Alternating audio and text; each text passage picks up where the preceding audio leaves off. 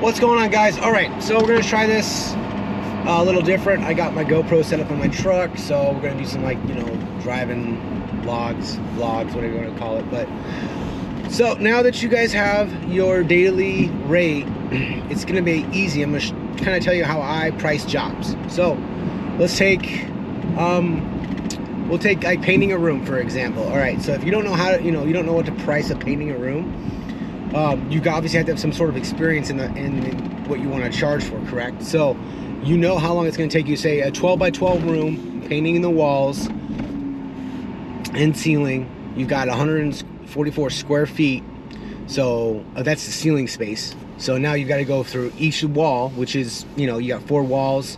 Let's just call it, sorry about the light here, let's just call it 8 foot walls, by 12. That's 96 square foot per wall times 4, so you're just right under 400 square feet. Now you do have windows and everything, but I do not count windows. I don't take that square foot off, because you got to paint around them, you got to cut them in.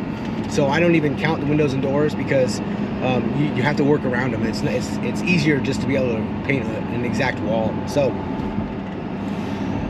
I basically, you have that many square feet, and then how much you can get done in one day. So if it's just priming and 2 coats of paint, you're gonna get more than just one room done. Excuse me, I'm getting over some cold here. It kind of sucks, but it is what it is. So I basically look at it as, okay, so if you're there for painting one room, and that's all that the customer wants, you got your daily rate, and I told you, obviously you triple it, right?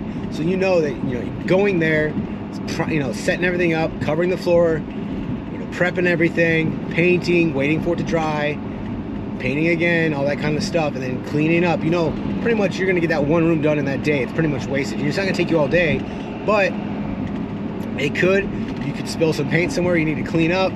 If that room's like 2nd or 3rd story, going up and down those stairs, sourcing the paint.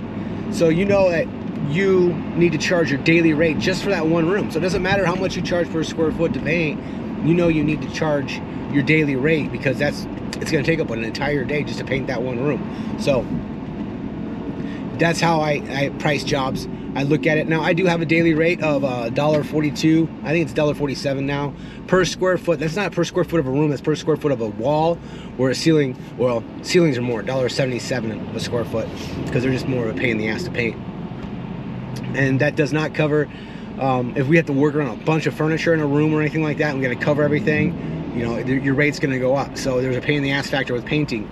So that's why everybody asks me, hey, can you give me a quote? I basically go off of, like, I can look at a room, and okay, that's 2 rooms. This is like 4. This great room is going to take probably 4 times as long. You just times it, and then you don't need to measure out every wall, all the square feet or anything like that. You can just kind of picture bigger projects in increments of smaller projects, and that's worked out pretty great for me.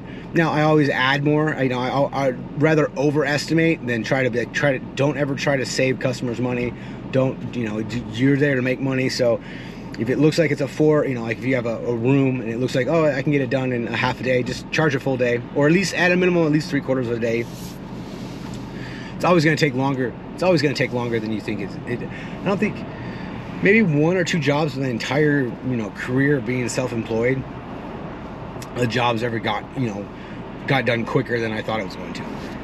Every time else, it's either on schedule, or more often than not, it takes longer. That's just the way it is. Now I do price it, like, hey, even if it took longer, it's like I'm still making money because I know this now. So that's pretty much how I price jobs now. Now obviously if it's a bigger jobs, so if we're like building a deck or anything like that, I have my square footage pricing. You can go on. I use, if I don't know like anything about something, then I go onto like HomeWise and type it into Google, and then it'll give me like a little breakdown. It's not exact, but it gives you an idea. And I usually just like either double the price of HomeWise, because if I mess it up, or if one of my guys messes it up, I want to be able to pay somebody else to actually do it correctly, who's been had more experience in that. So I'll double it up, and then if I don't get the job, I don't, no sweat, I don't care. But if I do, then I know I'm getting a good profit off of it, because not only am I making money, I'm making extra money because, well, just we price jobs at a profit, right? So I will say I will be posting up my Excel spreadsheet of my pricing, but a couple things like laminate flooring, I'm at about $5 a linear or a square foot. You know, LVP, engineered hardwood flooring, stuff like that. That does not include leveling the floor. So obviously, if we have to level a freaking beach ball floor, then that's going to be a lot more. And then obviously, if we take down joists, stuff like that. And then you got to keep in mind moving all. And we try not to don't move customers' furniture and equipment. Have them move it themselves. If they want you to do it, I would honestly.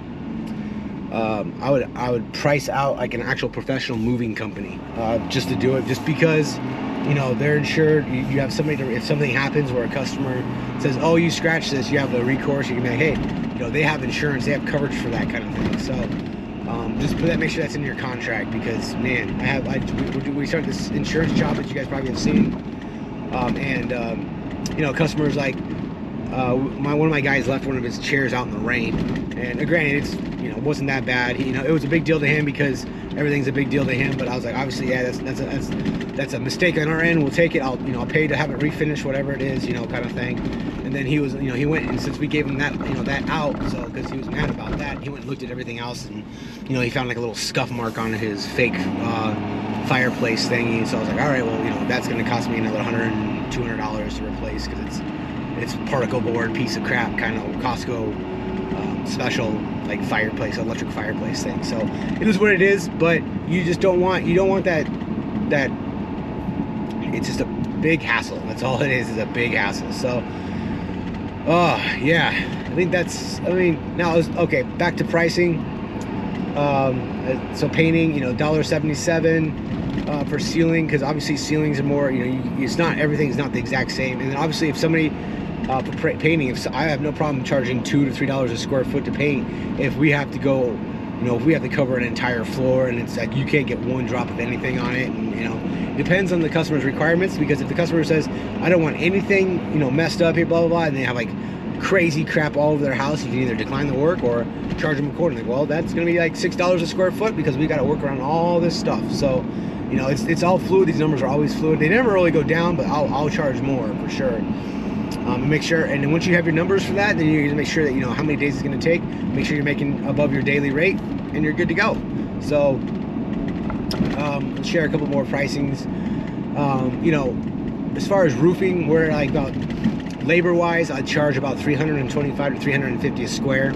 That's tear off and reinstall. That's labor, and obviously shingles are on top of that, materials are on top of that. But that's my rate for roofing, and I don't do much roofing. I know that's higher. That's more than probably the going rate in my area. But if we're gonna do roofing, we're gonna make profit on it. So, and it's fine. Like that's what I charge for all my additions and stuff like that. It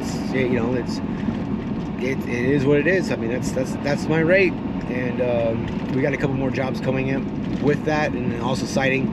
It depends on the siding itself, but you're around about $300 a square for siding. And that's vinyl siding, and that's including tear off the old, and then trim boards, other boards and stuff like that. We go by linear foot, but also it's case by case. Pictures. But obviously our job minimums are day rate, so it depends. Some guys want, hey, can you just replace these 3 boards? And it's like, our day rate's this. Like we can't justify going on site for anything less than that, etc., etc. So because it always turns into something bigger. You got to get the trailer on site. You got to get your ladders off, etc. It just so. That's about all I got for this one, guys. That's my pricing. We'll see you on the next video. I appreciate it.